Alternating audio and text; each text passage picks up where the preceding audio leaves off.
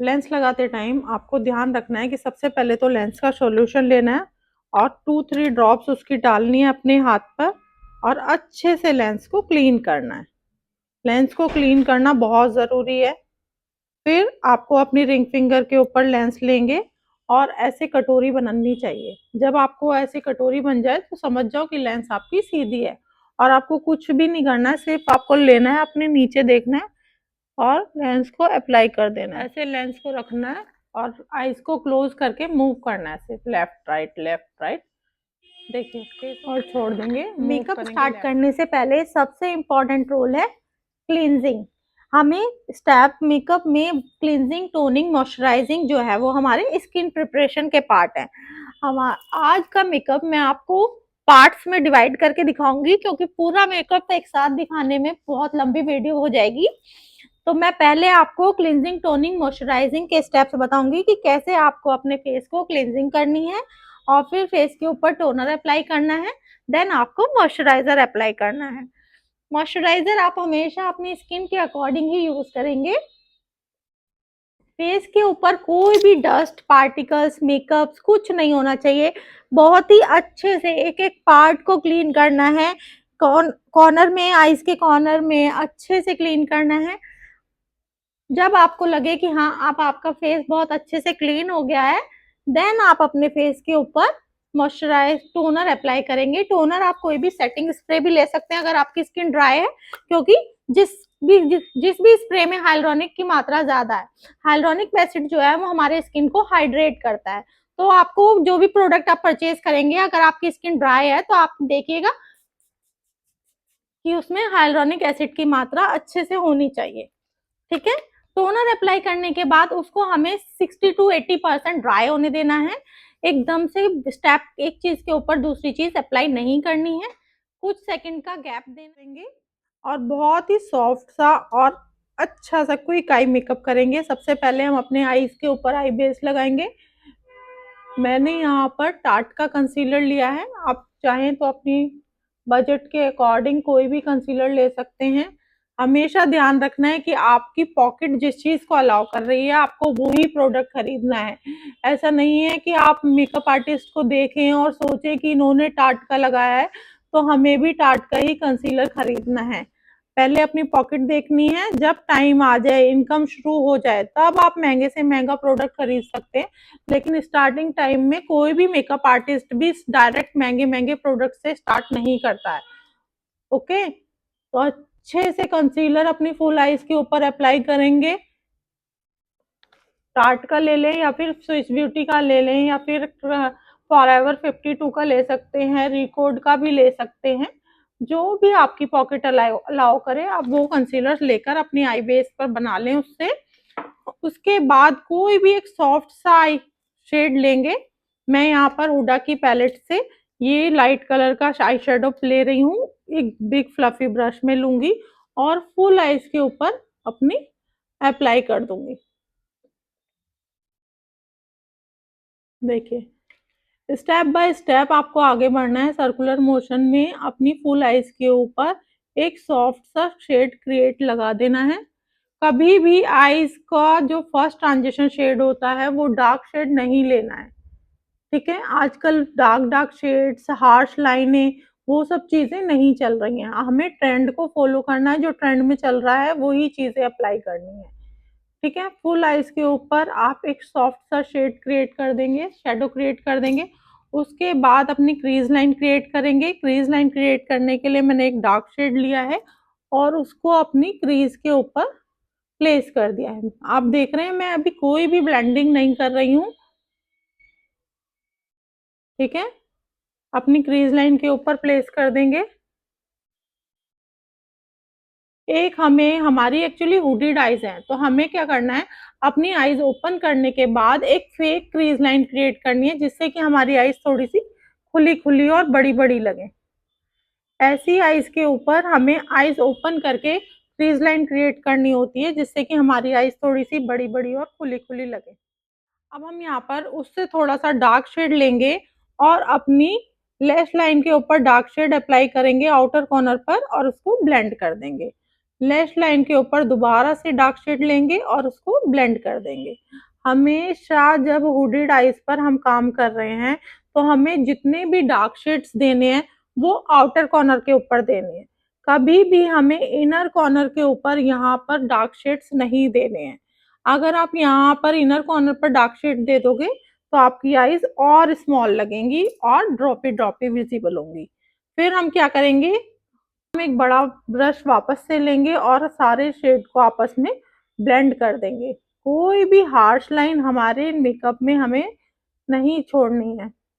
क्या करेंगे, अपने शिमर पैलेट में से एक शिमरी कॉपर शेड लेंगे और उसको अपनी आई लिड के ऊपर अप्लाई कर देंगे। सी, आप देख सकते हैं कि इसकी पिगमेंट कितनी अच्छी है। एक हल्का सा स्वेच मैंने किया है और आप देखिए कोई भी एक्स्ट्रा एफर्ट्स लगाने की जरूरत है ही नहीं। बिल्कुल हल्का हल्का सा लेना है और अपनी आई बॉल के ऊपर प्लेस कर लेना है और उसको अच्छे से स्प्रेड कर देना है। अपने आउटर कॉर्नर पर रखेंगे और जो ये हमारी क्रीजेस हैं जो हमने पिगमेंट अप्लाई की है उसको हम अच्छे से ब्लेंड कर देंगे। कोई भी हार्श लाइन आपको मेकअप में विजिबल नहीं होनी चाहिए। अच्छे से ब्लेंड कर देंगे और आउटर कॉर्नर की तरफ ब्लेंड करेंगे। तो अब हम यहाँ पर लाइनर लेंगे और लाइनर को अप्लाई करेंगे। कभी भी लाइनर्स इनर कॉर्नर से स्टार्ट नहीं करना है। कोशिश करें कि सेंटर से लाइनर को अप्लाई करें और सेंटर से लगाते हुए आप बाहर की तरफ ले जाएं। यहाँ से अपनी एक गाइडलाइन लें और बस लाइनर हमेशा अपनी आई शेप के अकॉर्डिंग लगाना है। अगर आपकी आईज हुडेड है तो आप थोड़ा पतला लाइनर लगाइए और आपकी आलमंड आईज हैं या फिर आपकी राउंड आईज हैं तो आप अच्छे से लाइनर अप्लाई कर सकते हैं किसी भी टाइप का। ठीक है, अब हम क्या करेंगे, हम अपने आईज को इसको क्लीन करेंगे और अपना जो भी एक्स्ट्रा प्रोडक्ट हमारे आईज के नीचे फॉल आउट हो गया है उसको अच्छे से क्लीन कर लेंगे अपनी वेट वाइप्स की मदद से। तब उसके बाद हम अपना बेस बनाना स्टार्ट करेंगे।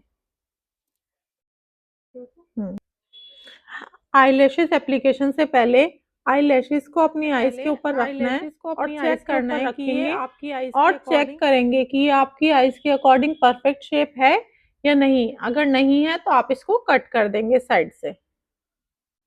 अपने इनर कॉर्नर से ना अच्छे से आईलैशेस को डैप कर देना है ताकि ये अच्छे से इनर कॉर्नर और आउटर कॉर्नर से चिपक जाए।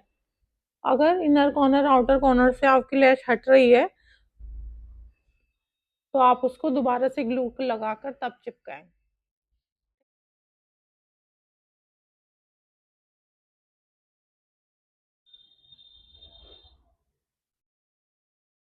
को मेरे को हाईलाइट करने के लिए मैंने यहाँ पर ग्रीन कलर का काजल यूज किया है।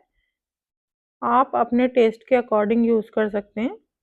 अगर आपको कलर पसंद नहीं है तो आप न्यूड भी लगा सकते हैं।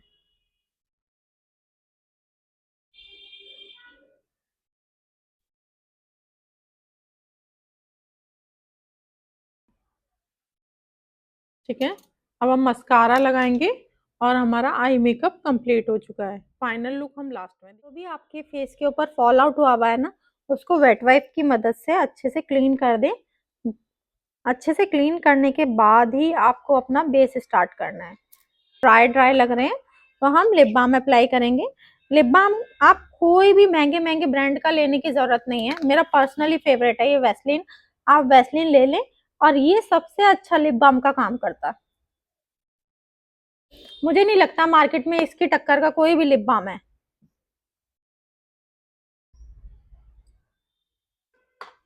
अपनी प्रॉब्लम्स को हाइड करने के लिए अपनी स्किन टोन से 2 टोन डार्कर शेड लेंगे। आप किसी भी ब्रांड का ले सकते हैं और अगर आप ये जानना चाहते हैं कि मैंने कौन से ब्रांड का करेक्टर यूज किया है तो आप मुझे कमेंट करके पूछ सकते हैं। हमारे पूरे फेस के ऊपर जहां जहां हमारी प्रॉब्लम्स थी हमने वहां पर करेक्शन अप्लाई कर लिया है। आप अपनी प्रॉब्लम्स के अकॉर्डिंग अपना शेड सेलेक्ट करेंगे। अगर आपकी डीप डार्क कलर की प्रॉब्लम्स है तो आप डार्कर कलर का करेक्शन लेंगे और अगर आपकी नॉर्मल प्रॉब्लम्स हैं तो आप अपनी स्किन टोन से 2 टोन डार्कर शेड भी अप्लाई कर सकते हैं। इसके बाद हम अपने फेस को करेंगे न्यूट्रलाइज। न्यूट्रलाइजिंग के लिए हम अपने स्किन टोन से मैचिंग का कंसीलर लेंगे और अपने फुल फेस के ऊपर अप्लाई कर देंगे। फिर आपको स्टेप बाय स्टेप एक एक पोर्शन को ब्लेंड करते हुए आगे बढ़ना है। आपको वो गलतियां नहीं करनी है जो और स्टूडेंट्स कर रहे हैं। आप कभी यहाँ पर लगाते हैं फाउंडेशन, कभी इधर वाली गाल पर आ जाते हैं, कभी फॉरहेड पर आ जाते हैं, तो ये मिस्टेक्स नहीं करनी है। जिस पोर्शन के ऊपर आप फाउंडेशन अप्लाई कर रहे हैं उसी पोर्शन को अच्छे से पहले ब्लेंड करना है। बाद देन हम अपने फेस के ऊपर लिक्विड ब्लशर अप्लाई करेंगे। ब्लशर अपने फेस के अकॉर्डिंग आपको एप्लीकेशन करनी है। आपका फेस टोन जैसा है उसके अकॉर्डिंग ब्लशर अप्लाई करेंगे। आपका फेयर कॉम्प्लेक्शन है तो आप लाइट कलर के ब्लशर से अप्लाई करेंगे, और आपका डार्क कॉम्प्लेक्शन है तो आप डार्क कलर के ब्लशर से अप्लाई करेंगे। ब्लशर बहुत ही जेंटली आपको ब्लेंड करना है। इसको हाईलाइट कर रही हूँ अपने स्किन टोन से 2 टोन लाइटर शेड से। मैंने यहाँ हाइलाइटिंग के लिए टार्ट का कंसीलर यूज किया है। आप अपने बजट के अकॉर्डिंग कोई भी करेक्शन कैसे करेंगे, आप अपने अकॉर्डिंग अपनी नोज को पतला या मोटा दिखा सकते हैं। अगर आप इस हड्डी से नीचे नीचे अपनी नोज को कॉन्टोरिंग करेंगे और बीच में हाइलाइटर अप्लाई कर देंगे तो जितना चौड़ा आप हाइलाइटर अप्लाई करेंगे ना उतनी चौड़ी आपकी नोज विजिबल होगी। अभी मैं आपको दिखाती हूँ कि आपका छोटी सी गलती आपकी नोज को कितना मोटा या पतला दिखा सकती है। अब आप हाइलाइटिंग के लिए अगर ऐसे चौड़ा चौड़ा करके हाइलाइटर लगा देंगे तो आपकी नोज जो है वो कितनी चौड़ी विजिबल हो रही है सेंटर से। आप देख रहे हैं कितनी मोटी लग रही है। और इसी को अगर आप इस तरीके से है तो बहुत ही पतला दिखा सकते हैं। बहुत से लोग ऐसे आते हैं जिनकी हड्डी थोड़ी सी टेढ़ी होती है, तो हम लोग बच्चे क्या गलती करते हैं, उसी हड्डी को फॉलो करते हैं और हाइलाइटिंग कर देते हैं। सपोज जैसे ऐसे, और कुछ घुमावदार होती है। बहुत से लोग क्लाइंट ऐसे आते हैं तो आप देख सकते हैं कि मेरी नोज भी ऐसे ही टेढ़ी लग रही होगी। तो आप लोगों को ये सारी गलती नहीं करनी है। जिस पोर्शन का जो चीज अच्छा नहीं है उसको हमें कॉन्टोरिंग से ढकना है। अगर किसी की ऐसी नाक आपके पास आ जाती है तो आपको इस नोज में क्या करना है, ज्यादा से ज्यादा कॉन्टोरिंग वाला प्रोडक्ट लेना है और पूरी नोज को कॉन्टोर कर देना है।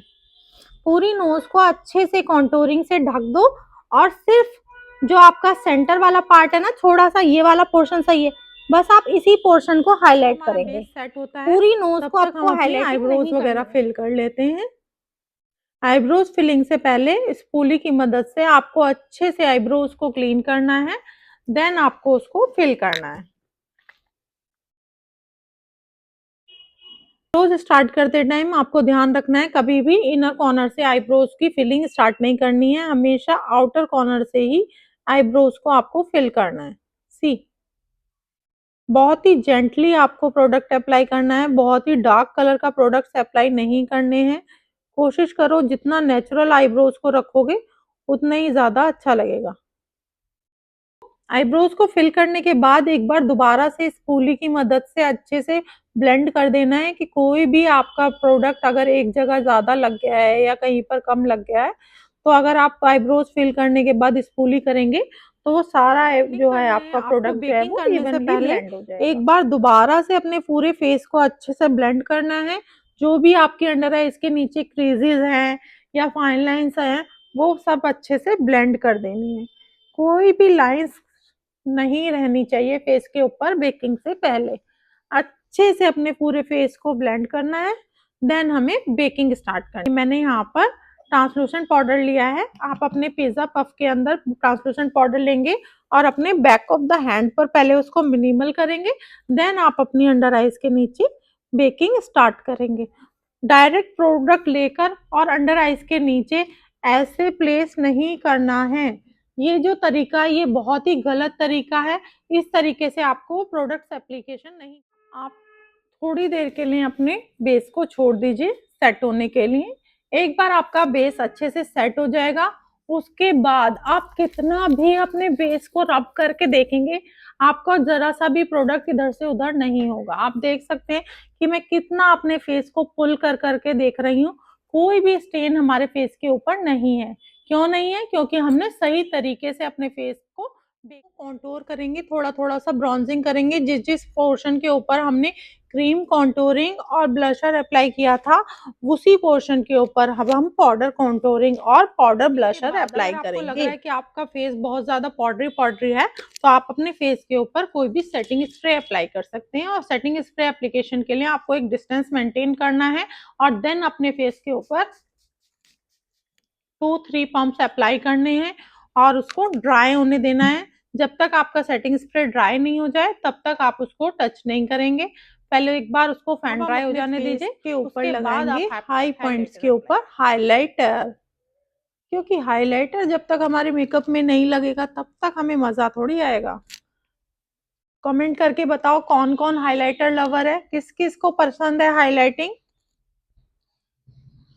अपने हाई पॉइंट्स के ऊपर अच्छे से हाइलाइटर लगाना है, लेकिन हाइलाइटर हमेशा इस तरह के छोटे ब्रश से ही अप्लाई करना है। बहुत ज्यादा बड़े बड़े ब्रशेस से आपको हाइलाइटिंग नहीं करनी है, वो पूरे फेस के ऊपर आपके हाइलाइटर को फैला देता है, तो वो अच्छा नहीं लगता। सिर्फ आपको हाई पॉइंट्स को ही हाईलाइट ड्राई हो रहे हैं तो आपको क्या करना है, पहले ऐसे क्रेयॉन्स लिपस्टिक्स लेनी है और उसके ऊपर लिप्स के ऊपर अप्लाई कर देनी है। डायरेक्ट मैट लिपस्टिक्स अप्लाई नहीं करनी है ऐसे लिप्स के ऊपर। क्रेयॉन लिपस्टिक अप्लाई करने के बाद क्या होता है, ये जो लिपस्टिक है क्रेयॉन्स, ये हमारे को स्किन को ना हाइड्रेशन दे देते हैं, थोड़ी सी मैट होने से बचाती हैं।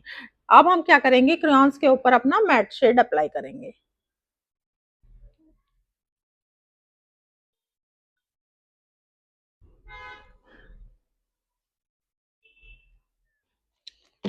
सी इस तरह से अगर आप लिपस्टिक लगाएंगे तो कभी भी आपके लिप्स जो हैं वो ड्राई नहीं लगेंगे।